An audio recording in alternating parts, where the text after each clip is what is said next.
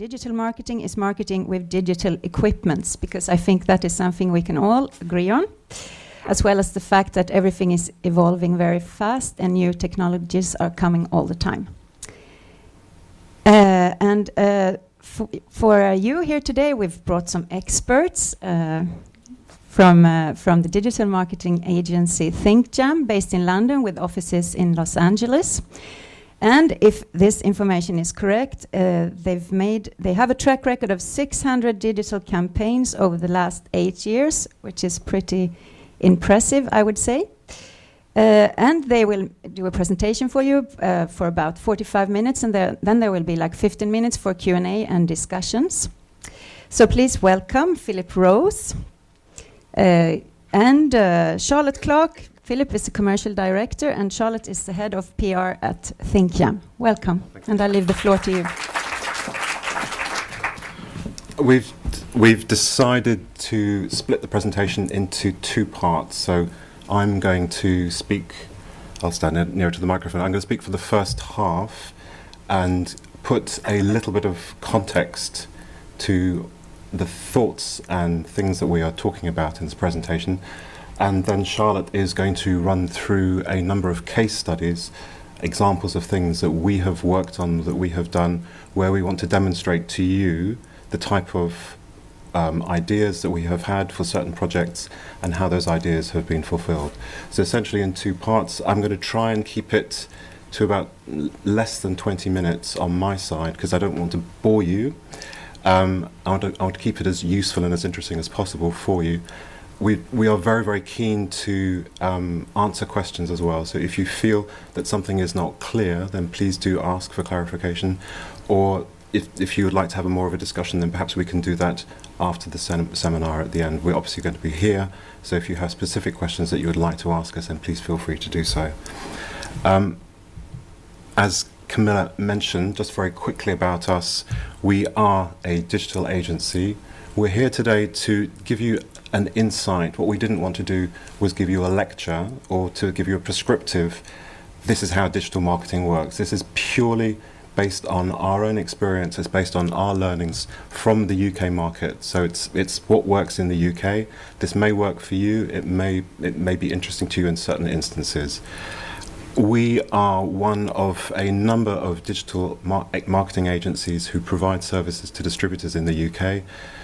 It's a small area of business. It's quite precise. As Camilla said, we've been going for 8 years. We started with maybe 3 people in an upstairs attic office in a larger company who were the, quote, digital team. It's very much how digital was perceived in those days. And we have now, in the last 8 years, as the importance of digital has been reflected in the way in which media works, we have grown from 3 people in a small office to over 50 people in London and 10 people in LA, plus a small satellite. We are a full service agency. We split our work into 2 halves. On the one side is PR, promotions and social media, which Charlotte takes care of. And on the other side is creative work, so all aspects of digital creative work. This enables us to provide a full service and a very quick and instant service to clients. We don't have to go out to third parties to produce the materials that we're working with.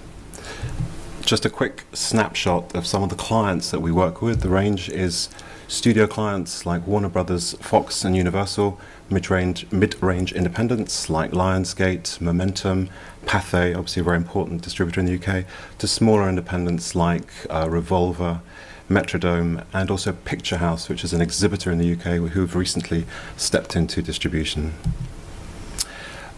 This may be information that you're already fully aware of, but the UK market continues to be buoyant despite recession. 2009, when the recession was at its height, was the year when UK box office broke the 1 billion mark for the first time. In 2010, 557 films were released into the UK market, interesting of which just over a fifth local production, which accounted for just under a quarter of gross box office.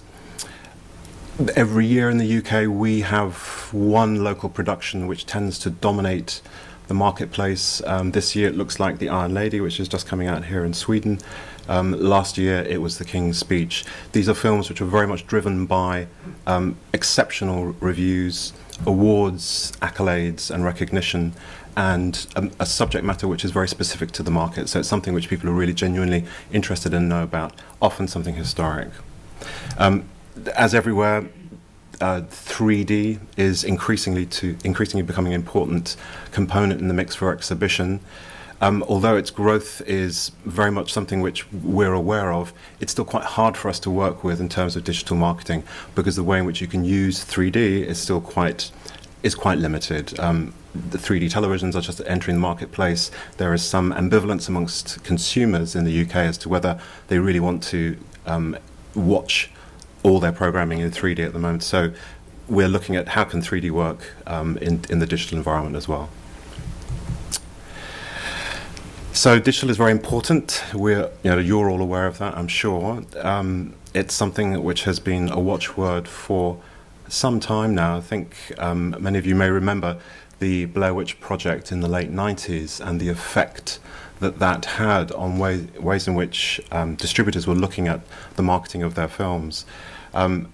It certainly was a pivotal moment in terms of people wanting to use alternative means to communicate with consumers and use things that were just completely different, and really use the full power of the internet. What digital provides now, again, around the time of Blair Witch, if you were looking at an ad pub budget for a major release in the UK, it was very much traditional media focused. So it would normally be television, outdoor, radio, print, and some magazine. Digital or online advertising at that time was a very, very, very small component within the ad pub spend. What we're seeing now from our clients is that they are much more proactive in the way in which they use online for advertising. It's integrated fully into their plans, and the proportion of the budget that they're spending is much, much, much higher. So with consumers now migrating, we say, into digital, also core cinema goers, 18 to 24-year-olds, are much, much harder to target with traditional media. They don't read newspapers in the way that they used to. They don't read magazines as much as they used to. So digital is very, very much the environment in which marketeers are trying to look for these consumers, identify them, and target them with their messaging. Digital provides this precise targeting, as you know. It produces a lot of data, which is something which increasingly is something which people want to work with. So we're which in a way explains why social media has ignited marketeers' imagination in recent years. It's something which gives them a lot more information. No longer is it just saying, well, we know that this proportion of the population has seen our ads, or this proportion of the population knows about our film because we've done market research and we know that there is a 10% want to see. They can actually now, not only can they identify the number of consumers who are being exposed to their messaging, but they can also say where they are, who they are, what they're doing, which is actually a very, very, very powerful tool in terms of being more precise about the way in which you're spending your money online. However, this wealth of data can be very, very, very confusing. So we would always recommend that marketeers look at what they're trying to get out of producing data and set their own KPIs so that it is something which is appropriate to what they're working with. This is a quick snapshot of top UK websites in January this year. As you can see, it's dominated very much by trusted brands. So we have media owners such as the Daily Mail, national newspaper in the UK. We have broadcasters like Sky and the BBC. What people are doing online is clearly search is still very much an activity which people are very much engaged in. Mail, the use of online mail, web browser mail, and as you can see at the bottom, Google and YouTube, so looking at video content, is very much something which people are wanting to do.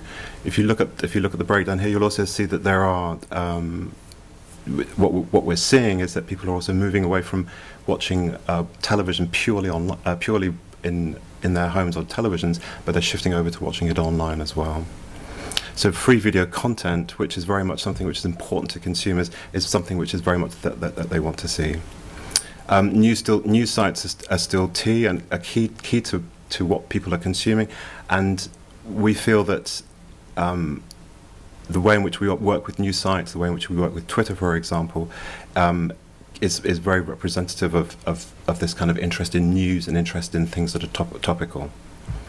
In terms of spend, you can see here that there is a big shift in the way in which marketeers are shifting over to spending within Facebook for a long-term investment. There has been a lot of discussion amongst the brands in the UK about the value and the efficacy of actually having dedicated websites for their brands, and whether it's actually better to shift across into social media. So we are seeing that there is this shift both into social media as a destination for people to place for more effective advertising, because this is very much about a two-way dialogue with consumers, so the ads link through to what people are interested in. They become much more part of their day-to-day. As we know, social media is all about showing what you're passionate about, what you're interested in, and showing this lifestyle choice to the people who you're friends with, the people that you're related to.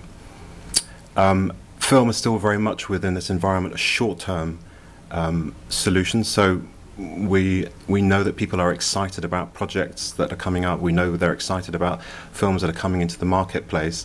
However, it's how marketeers can then work with that excitement, how they can channel it into an alignment to a product, how that then can be turned into something which is purchased in the cinema, or something which is purchased on DVD, something which is purchased in the home on pay-per-view. These are all things which can very much be leveraged by the way in which you use social media. This is a quick overview of UK adults and their use of social media. Digital still is considered very much an innovative marketing tool for marketeers in the UK, and there's a great drive to say it's got to be something new, it's got to be something different, it's got to stand out from what the competitors are doing. However, what we see increasingly is that people who are online tend to go to the same places regularly. So they tend to go to the places that are essentially home from home for them. Here you can see again that social media and Facebook at the moment is very, very much a destination of choice for so many people. Interesting that it's estimated that 50% of people of a pension age are now looking and using social media, Facebook. Something which we weren't expecting, something which reflects the way in which they want to keep in contact with their friends, keep in contact with their family in particular, and also see what their family are doing. However, the downside to that is that young consumers are now more and more aware of that their parents and their grandparents are friends of theirs on Facebook, and they actually don't want them to see what they're doing. They don't want to see what they get up to in their private life, what their friends are saying about them, etc. So who knows, maybe in a year's time, Facebook will find it's reached its peak, and that something else may replace it because they're looking for some alternative. Flickr is quite important here. Flickr is an example of the comfort with which people feel that they are able to share their life online. Obviously, Facebook is much more easier to use for sharing video and image content, so you can upload pictures much more easily. But there is a shift across for people to having a record of their life. So the introduction of Facebook Timeline, for example, is all about social and digital becoming very much integrated into your lives. LinkedIn has a presence. LinkedIn is, as you probably know, a business website. We are in the middle of a recession in the UK, and we have quite a high unemployment rate, so that increasingly LinkedIn is used by individuals who are looking to looking for a change in their jobs. It's a great resource for data mining. You can research potential companies and people who work for those companies and reach out to them. So again, social media is providing opportunities for people to really to change their lives. So here's a quick overview of the resources which our clients have to work with. In no particular order, but what is actually interesting is that official destinations, so the official website for a film is still something which is done, but it's become less of an important component to people's plans. So companies such as Disney, for example, use templated CMS-built websites which they produce for all of their major releases. So gone are the days when they're spending vast sums of their budget on producing bespoke websites which are very engaging and very interactive, which consumers may go to one or two times but have no real reason to return to. They now know that they have to have a presence for certain of their tentpole releases and will produce that kind of a website, but they don't feel that it's absolutely necessary to have all the bells and whistles that you used to have.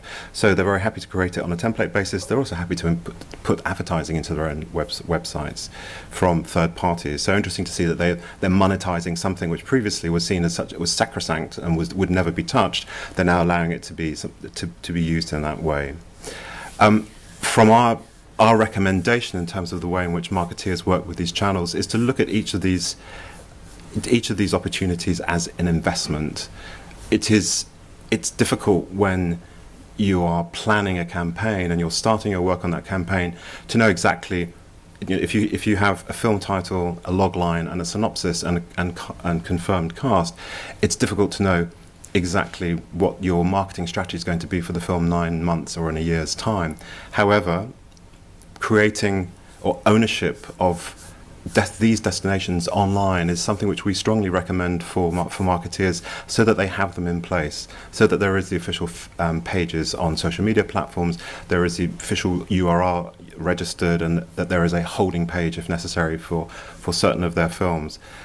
These are things which can be looked at and evaluated, but we're very, very much aware that there is a shift away from purely marketing to cinema goers in the 3 or 2 month period prior to release of a film. People are looking at marketing to consumers for a year or 18 months in advance of a release, because they want to create communities who are passionate about their major tentpole releases, so that they are excited and become part of the much prized opening weekend cinema goers who really, really make a difference and who influence the way an exhibition chooses to hold over the release of a film. So we're looking at much, much longer protracted campaigns of a year or perhaps 14, 18 month long, where marketing communications with consumers is really, really being integrated and strategized into really, really elaborate long-term processes.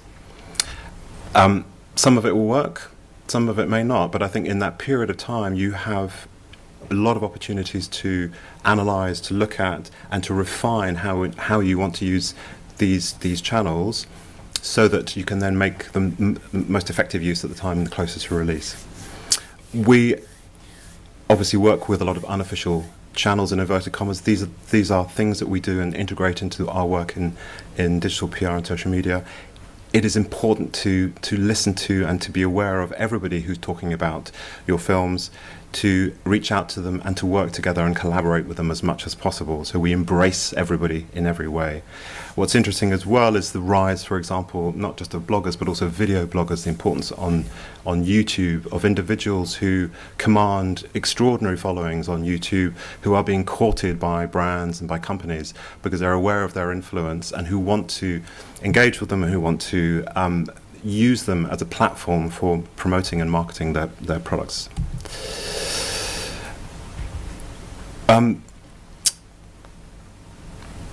We do a lot of work in researching who the audience for our films are going to be, and for this we use a buzz monitoring tool which is called Sysmus. Charlotte's going to talk a little bit about that later on.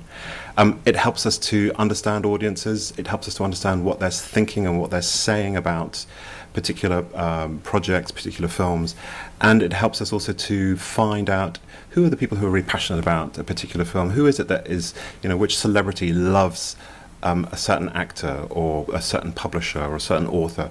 So it gives us an opportunity to find out who these are. Twitter now that is so transparent enables us to direct message people who previously were guardianed by publicists and by managers and protected, so you couldn't get through to them. The volume of celebrities and public figures on Twitter, for example, gives us a great tool. We can go directly to them and say, we saw that you really, really like such and such. Would you be interested in coming to a screening of this film that we're marketing? So there are really they're really helpful, detailed tools that we can use to reach out to those people. Timing with the way in which we work with our campaigns is also really important to us. The assets that we have to work with are very valuable to us. How we manage those assets and how we release them is very important. If you have a poster, if you have a trailer, you want to make absolute maximum use of it. We want to place those on the highest traffic portals for if it's going to be an exclusive. We always have to be sure that exclusive is actually what it is. Very often the US will beat us to it. They'll release something a day before we have an exclusive in place. So we have to be very careful about how we phrase these things. For us, it's quality, not quantity, more and more. It is about the engagement. It's much people are making judgments based on numbers of likes on a page, for example, which is such a simplistic way of looking at what is actually powerful and effective. What we look at more closely is the way in which consumers are actually working with social media pages on Facebook, and it is therefore engagement. The number of people who are forwarding, who are responding to things is what we look for. Consumers are generally quite passive, so we try and make it as simple as possible for them to respond. So what we find is that yes/no polls, do you like this, do you like that, are much more effective than asking them to, contribute a sentence or a paragraph of text to take part. If they can go yes or no, they like something. If they can comment very quickly, then that's something which then has much more effect for us. This is essentially a breakdown of the toolkit that we have to work with in digital PR. As I mentioned before, the placement of exclusive assets and how those are syndicated to sites. Talent access. Talent access is still very much driven by traditional PR activities, so talent attending premieres, going to film festivals, giving interviews to traditional media, broadcast, print, etc. Online has to fight much harder to get the kind of coverage that is meaningful and valuable to people who are passionate and interested in cinema. We, as I said before, use Systemus to identify tastemakers and influencers, so people who are influential and who have power, who are not necessarily public figures in terms of celebrities or actors or things like that. Promotions are very important because it gives us a great way of getting editorial content and content online. It's very much a sustained opportunity for us. It allows us to bring in third-party partnerships who also promote the film on their pages, on their sites. So there's a collaboration which is very effective for us. And social media, which Charlotte again is going to talk a little bit more about, is something which is absolutely now crucial to the work that we do. It has to be integrated, it has to be linked through. It's very much about making sure that the consumers should be on a journey when they're experiencing. They should be taken from one place to another place to another place to ensure that the messaging is consistent. It's very easy for consumers to be distracted and to go elsewhere. So we try very hard to bring these things together. So what is digital? The way that we like to look at digital, and I'll quote here, it's word of mouth with your ear pressed to the door. So it's the thing that everybody wants. Everybody wants to have word of mouth marketing. It's the most effective tool to get people to be interested and to communicate their interest to their friends. Here we have a way in which we can actually listen to what they're saying, we can understand what they're saying, and we can react and respond to it. Measurable. Digital is completely measurable, but it's important to understand what you're measuring. What is the information that you're getting out of the statistics that you're being given, the analytics that you're getting? Is it trailer views? Is it the volume of chatter? Is it want to see? Is it people who are actually going to convert and go and see the film, go and buy the DVD? I'm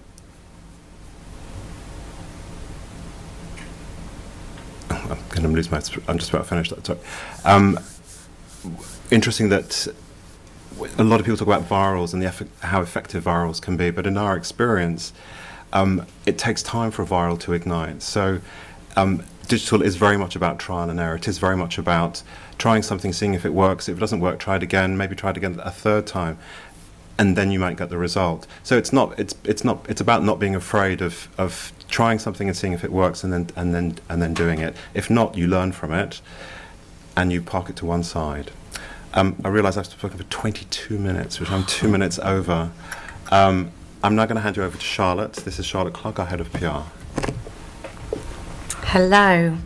I'm now going to run through some case studies to put what Philip's talked about into context. It's fantastic, I can't see anybody.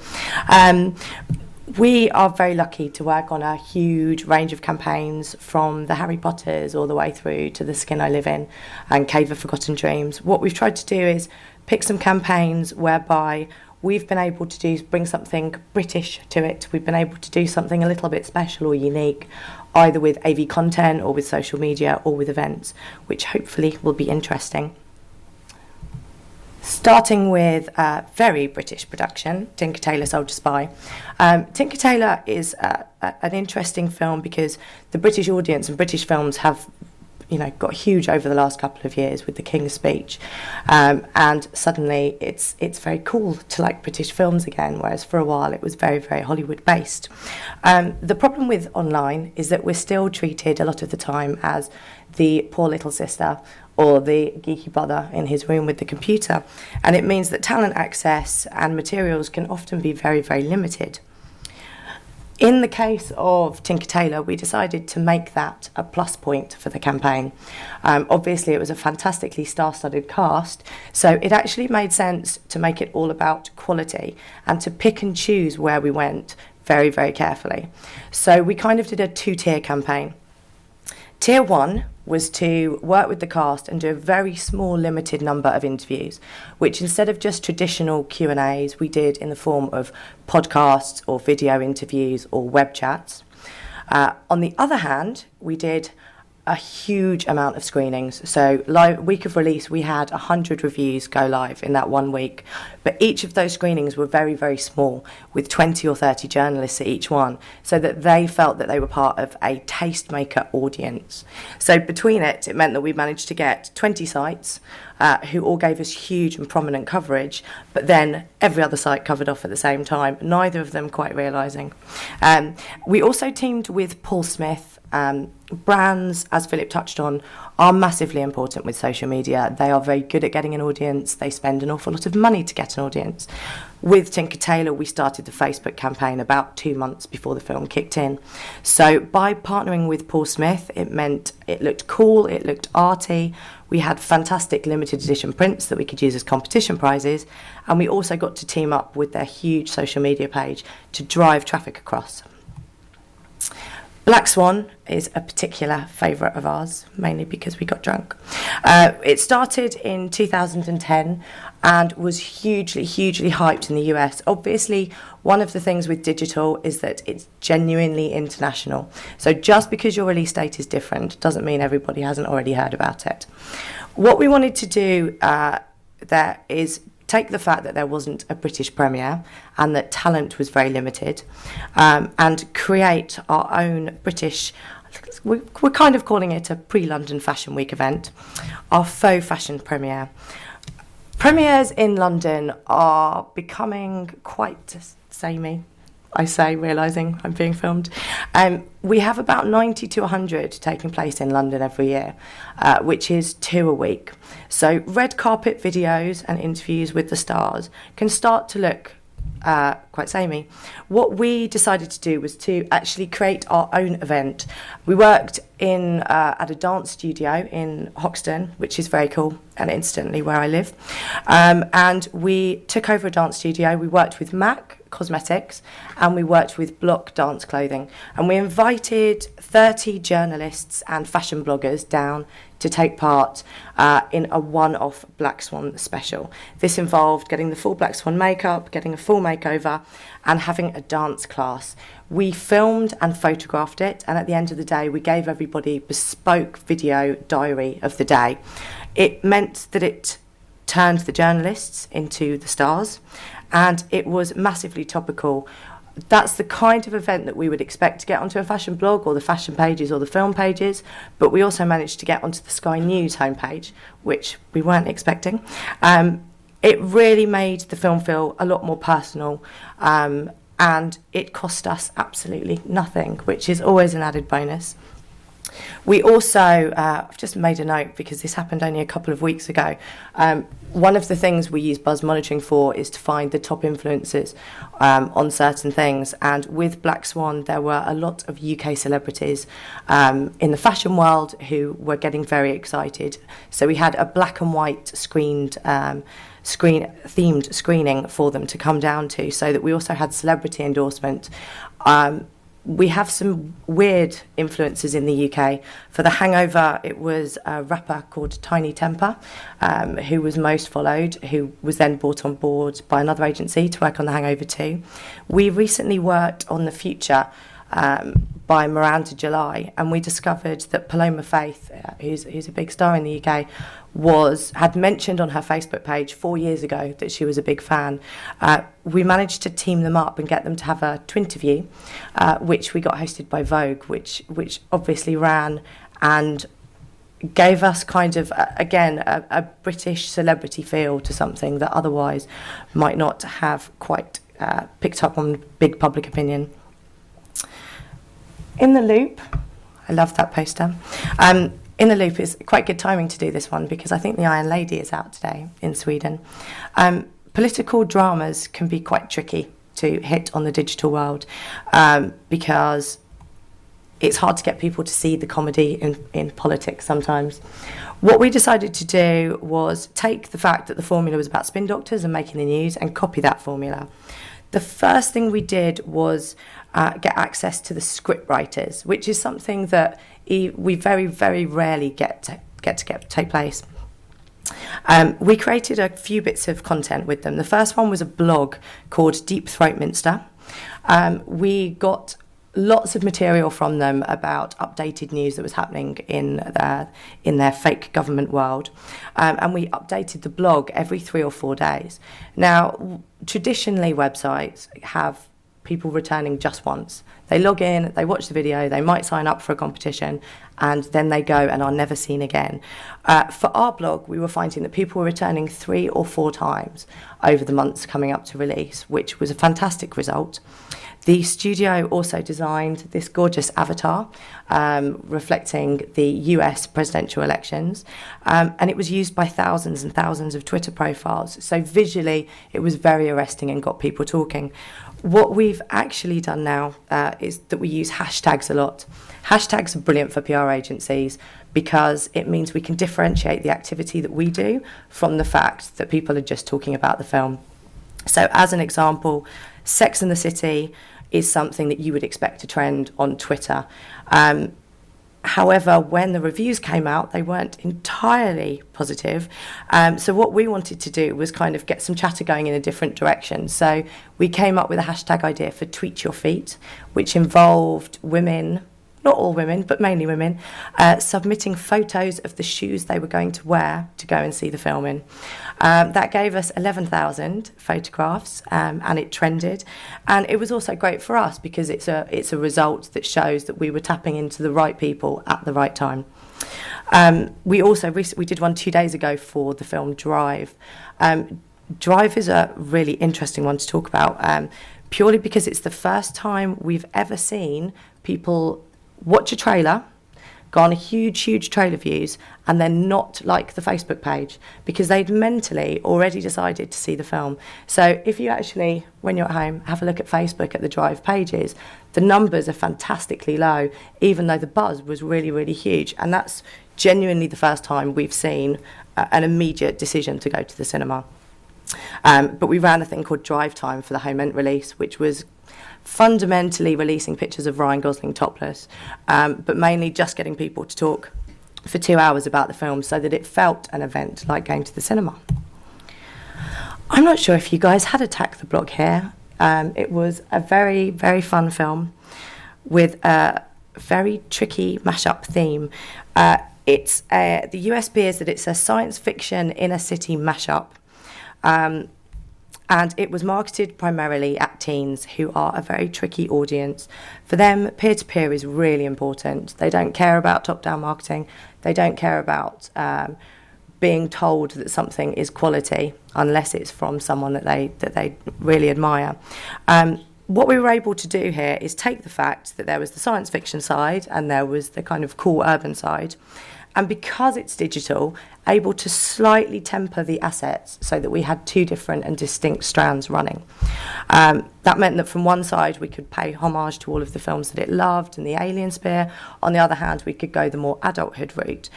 What was really good about that is that for home entertainment, the release came at exactly the same time as the London riots. So we were able to very quickly rein in the urban side and work with some sites such as Forbidden Planet to play up the science fiction elements of it and keep sentiment very, very high. This film is also quite interesting because the community you're working with is always very important. The community being not only the age demographic or the gender, but also the country. There was a recent American Twitter stunt for a car company whereby users, 3 winners, had a road trip around America powered by tweets. And each tweet that was sent in by someone gave them a litre of petrol. In Brazil, they recently did a huge treasure hunt that was for a community where everybody got involved and it was all about helping each other. British people aren't quite that interactive. We're much more couch potatoes and we're much meaner online. So we tend to be gamers a lot. Gaming sites are absolutely huge. PlayStation, Xbox are all massive in the US and in the UK. So we decided to do 2 things. Firstly, we worked with Apple, which is bling, still a brand that is really recognised and loved by teens especially. And we did a special in-store event with them, which, as you can see up here, made it to the iTunes homepage. It also meant that we were able to get very, very bespoke video content that iTunes were able to release as an exclusive with their rental stream of the film. So again, it's about it being a win-win situation that they get bespoke content, we get homepage. We also teamed up with a game that already existed. Building games is really expensive and it takes a really long time. But we knew that our audience were gamers. So we contacted someone who had a fantastically popular castle defense game and agreed that the first level would be reskinned to reflect the film with hoodies and baseball bats in return for obviously the publicity that the game garnered and the fact that we were able to use it across the UK and the US. So they had a huge number of gamers coming to that just from the reskin. And we got in the very high thousands of plays on week of release, and actually it's now being used by all of our international territories that picked up the film. Street Dance 3D is the UK step up, and it's one of the most fun films we've worked on. I worked with a journalist a few years ago who wanted to find out what the magic formula to becoming the top video on YouTube was, and discovered that it was to get as many people as humanly possible in your video and then share it to all of them at the same time. That's pretty much the concept that we went for with Street Dance. We got on-set access, which is still ridiculously rare. The stars were virtually unknown, apart from George Sampson, who is the boy in the baseball cap up there, who's the star of Britain's Got Talent. We were able to use the fans on set. There was a big dance party scene, which they were able to come down and take part in. And also for this audience, social media is all about showing off. It's all about, you don't check into the dentist, but you do check into a premiere. So we facilitated that kind of need and desire to show off to your friends by issuing official photographs. So the ones there were on the Facebook page taken by official photographers, which they were then able to tag and share with their friends. The tagging activity from the premiere alone gave us 710,000 reach figures on the day of release. We also did meet and greet opportunities with the talent, and we let them feed back their thoughts on the film. Social media and digital is really good as free market research, and kids are very marketing savvy. So we actually used the page to do 2 things. Firstly, the more likes, the more content we unleashed. And secondly, we actually gave them a choice. When we had character posters, we let them have their say on the one they preferred. For the DVD pack shot, again, they were able to suggest changes that they thought would make it look better. All of which fed into the marketing campaign. It was a genuinely life cycle campaign, which is still going now. It's now gearing up to Street Dance. Well, we've just done Street Dance The Moves, which was the fitness video, and we're now coming up to Street Dance 3D 2. We also worked on a page that we're very proud of, which was the International Inglourious Bastards page for Universal. And we used a lot of the same tactics, which is that fans don't stop being fans just because you don't want to market to them anymore. What the real dream is to create a community that are self-sufficient, that want to chatter amongst themselves and have enough materials to be able to share and keep going in the drop between theatrical and home entertainment. So, letting them create their own material, making sure that you do drop in from time to time between theatrical and DVD is a very good ploy. Inglourious Bastards is now 2.5 years after release, and we still have on average 250 posts every single week. So there's an audience there ready to be repurposed for the next Tarantino film. Paranormal Activity. I'm really shocked it was only 2010 because obviously we're up to the third one now. This was one of our favourite campaigns to work on, and we also won a couple of awards, which is always nice. It was very similar to the Blair Witch campaign in that we weren't able to use the talent, and we couldn't really use clips because it would destroy the illusion that it was a real story. The director was also quite shy. It was all about keeping it shrouded in mystery. So we worked with Icon Releasing in the UK to create a real life cycle hook. We wanted an idea that would flow naturally through all elements of marketing, including outdoor. The tagline was for theatrical, don't watch it alone, which at home end turned into don't watch it at home. Did I do that the right way around? And we created an online community support group. So the idea was that Paranormal Activity was so terrifying that after watching it, you would need to go and get some support. So we had donor cards, which you can see up here, which you printed out and took in your wallet with a friend's number in case you passed out from fear in the cinema. We had a phone helpline, which when you called, told you in a very soothing voice that everything was going to be okay. We also had fan galleries where people submitted pictures of bunny rabbits and kittens to make things feel better. And we ran a drinking game, which involved drinking every time there was a scary noise in the house. The picture up there is FHM, who took part in the drinking game for us and got through 2 bottles of tequila. I think legally we're not allowed to do that again. The final thing that we did was a competition to film your own paranormal activity, which we ran on YouTube, which is huge for this audience. Now, we only had a couple of months in which to be able to gather a lot of videos, the top 3 of which would actually appear on the DVD as added incentive for people to get involved and to buy the DVD. So we actually used an existing audience. There's a lot of obviously horror niche groups, and there's a lot of people that already had their own amateur videos up on Facebook. So in this instance, we didn't start from scratch, and we got a lot more entries because we went to people that were already there and already had groups and asked them to get involved with us and support us. And it worked fantastically, and we ended up getting 5,000 entries. Finally, this is all about the perfect fit. Marketing for anything can become kind of formulaic when you get the assets, and it can become quite knee-jerk in that as soon as you get a video, you put it out there. As soon as you get talent, you give it as quickly as possible to someone.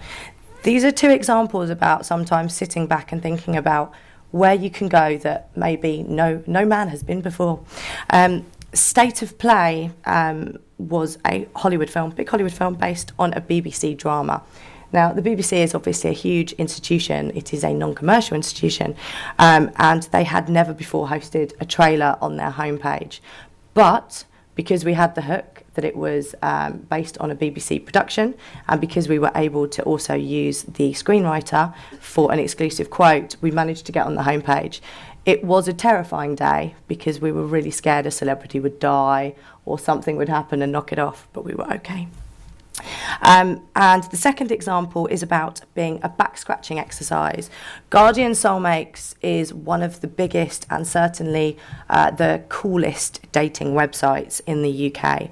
They traditionally charge £50,000 to do any marketing on your site, on their site. However, what we were able to do is come up with a deal for 500 Days of Summer, which was quirky and sexy and about relationships, and incentivise people to become members of their site by giving them screening tickets for their existing and for new people.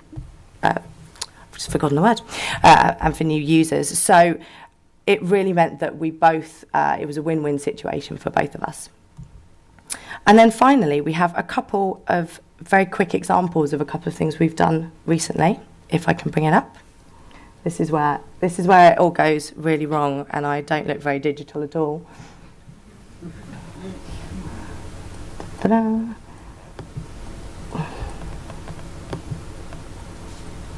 Let's start here.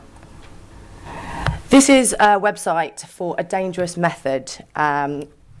Dangerous Method is obviously a very complex film. We have created a website which pulls in tweets where people are talking about their dreams. It's absolutely mesmerising. I could leave it on and watch you all get gently hypnotised, but it's worth taking a look just because it's real time and it's actually a genuinely interesting site to look at. Here, if I can skip video. This is a microsite for Black Swan, where you can actually zoom in on parts of the dressing room and it takes you to video clips that coexist. And do you want to come and join me for this, Philip? We're getting to the end. This is an interactive video that we created for Avatar, where you can actually click onto things that are happening and it will take you in and explain what's happening within the film. And finally, this is a really small example, but I just wanted to do something that was kind of useful to you guys. Data, as Philip was saying, can be kind of abused, and there is so much of it, it's hard to know what to do with it. One of the things on Twitter that I'm really excited about at the moment is actually looking at what sort of tweets people are using. For a Miley Cyrus, they will all be retweets, but this is an example of who's talking about the Iron Lady at the moment on Twitter in Sweden. And you can see that 17% of them are replies. The replies show an actual call to action to go to see the film, and it's interesting as more and more data comes in to see how much of it is a passive chatting about Dark Knight's coming, blah blah blah, to actually being day of release, seeing the replies get higher and higher as people actually start organising their social lives through Twitter. And I think I'm not going to close it because then you'll see my screensaver. That's me.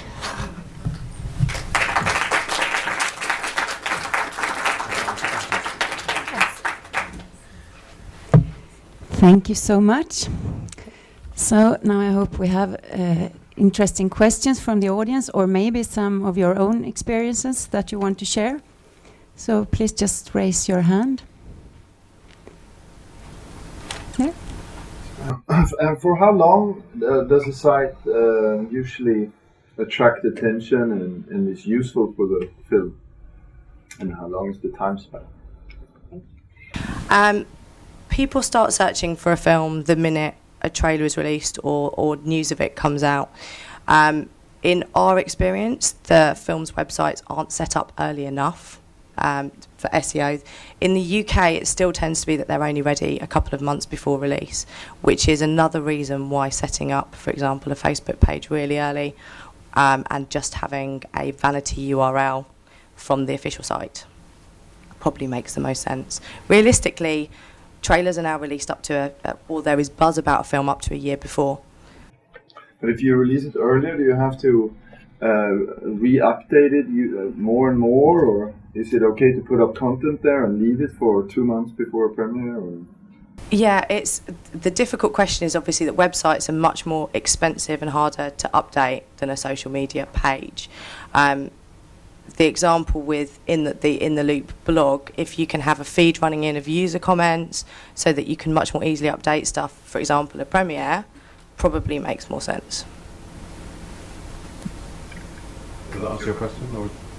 Yes, I was also wondering how long after the film do you keep the official sites? you keep the sites running, or what do you use? Because sometimes the site accumulates a lot of visitors, and can you kind of channel the visitors to another place, or how do you use that base after the film is done? Standard static or standard websites that marketeers create for films can often just remain where they are.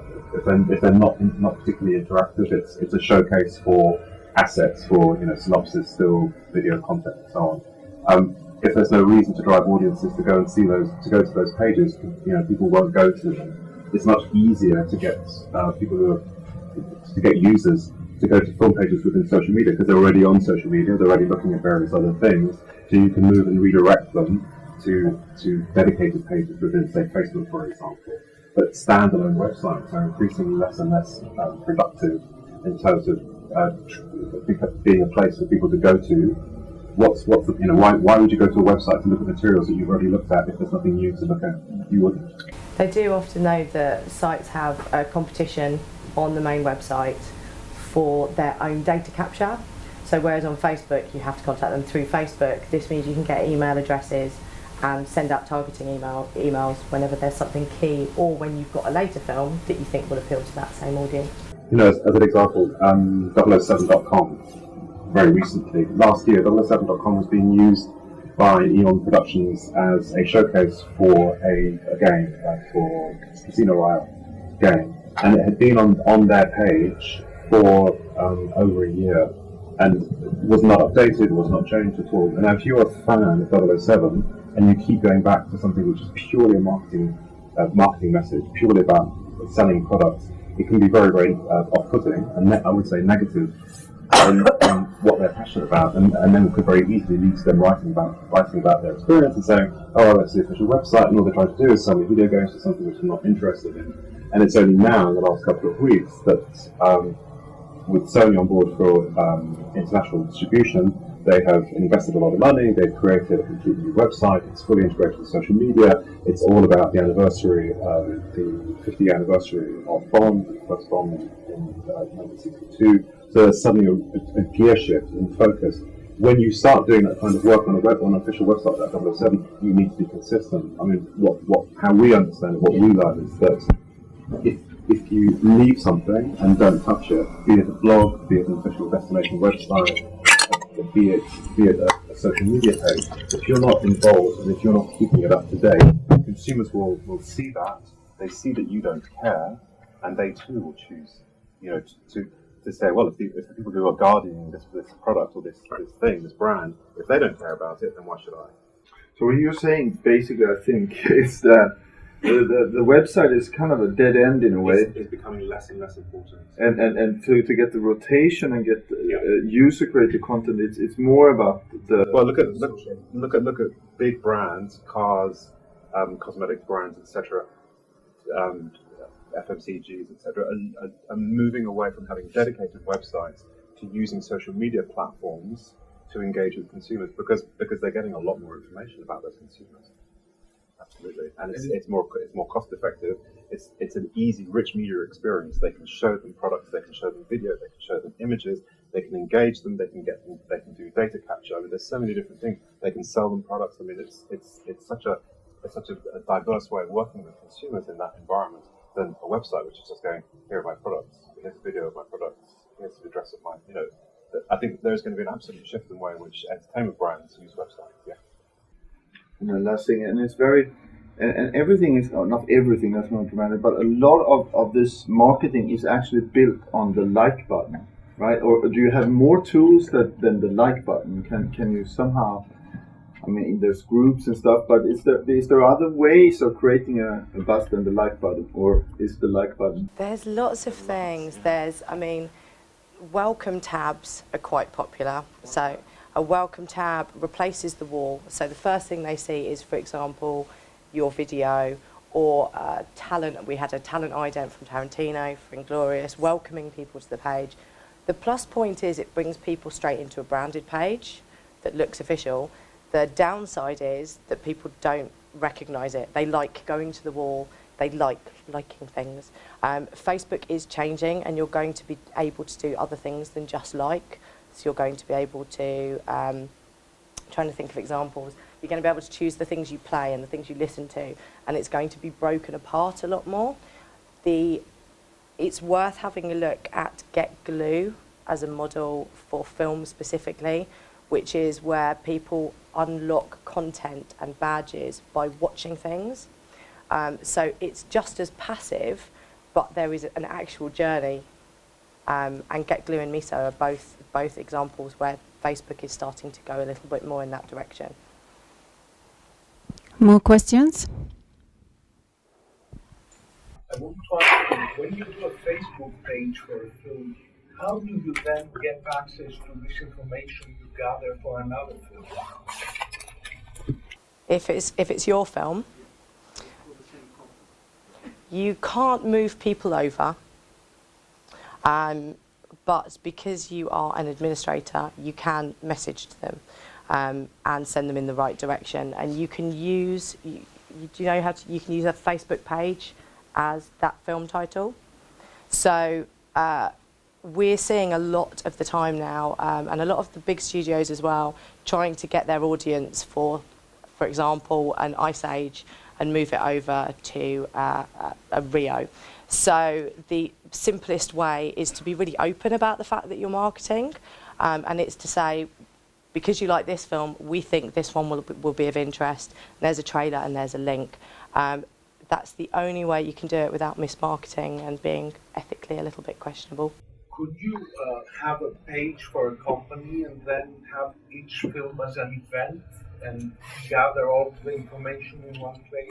You can. Yeah. Studio Canal, who we work with a lot in the UK, who used to be Optimum, have actually got quite a nice setup. They have a Studio Canal page, which most of their fans come to.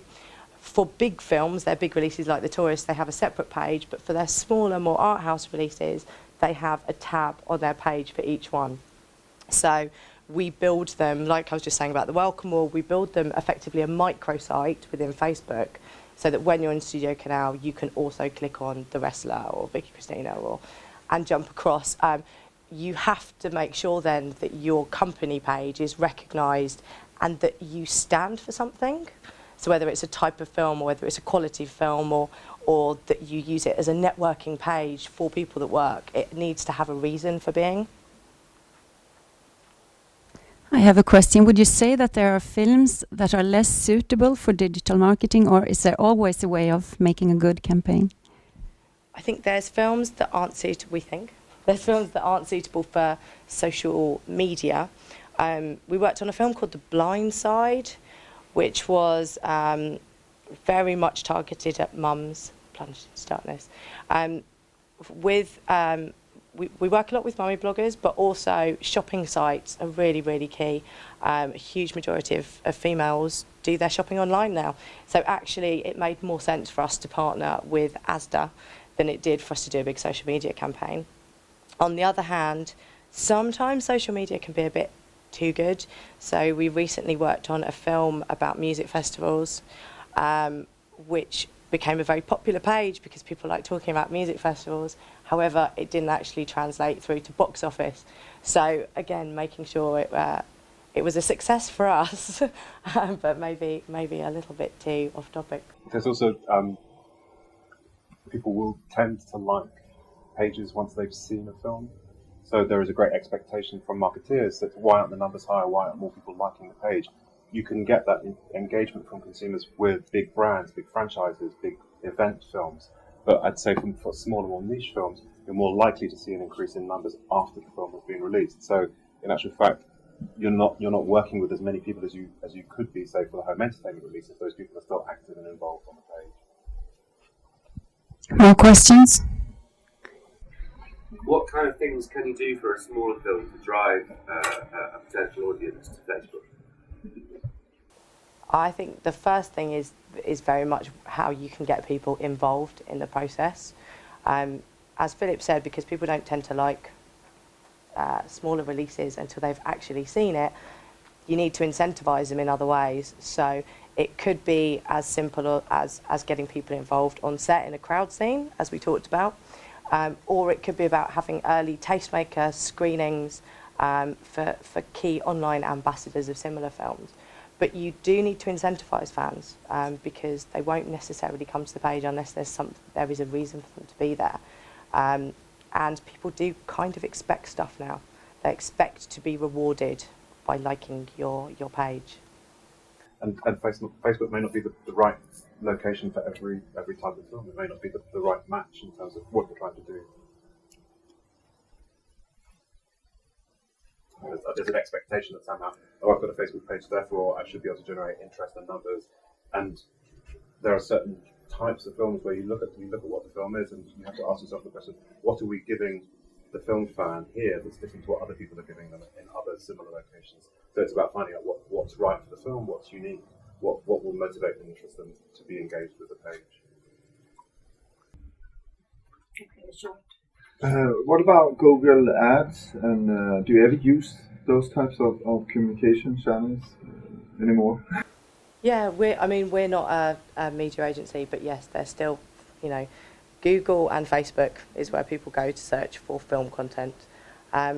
What we do, which probably is kind of much more targeted, is try to do really targeted Facebook advertising, so that with one film, if we take something for example, The Expendables, where you have 11 really well-known stars, we will have an advert based on each one of their faces, because people react differently to different adverts, and we want to make sure that there's a wealth of them out there. So again, with any film, there's probably 3 or 4 minimum different images or calls to the page. So calling people over with the competition is always a really good one. Even if it is an early screening, people love early screenings. They love private screenings, and it gives the film that cachet, that there's a big incentive to join the page. So I'm afraid we have to stop there, but a good thing to stop with. I think we were speaking about that things are changing very rapidly. So future trends, what will happen next year? Watch this space. What will happen next year? Tumblr, who knows? Google Plus, who knows? I mean, there's lots of it's clear that technology is driving the changes in the way in which consumers are using digital and the way in which marketeers are using digital. And it seems that every day, virtually, there is something new being announced. So, as Mila said at the beginning, there is a great deal of change going on. It's a very exciting time. It's also quite hard to sometimes predict accurately what's going to happen. But digital is very much here to stay. It's very much part and parcel of the way in which distributors are marketing their films. And location services are also becoming more and more key. So being able to actually target people in your area and see a film that is releasing in 10 territories, be a lot easier to see what people are interested in each of those areas, and focus in even more into which cities screenings will go down best. Regional premieres are something that's become quite a big thing in the UK now. People want things to appear in their town, in their city, and that's something we're seeing happening more and more in Europe. Okay. Thank you so much for coming.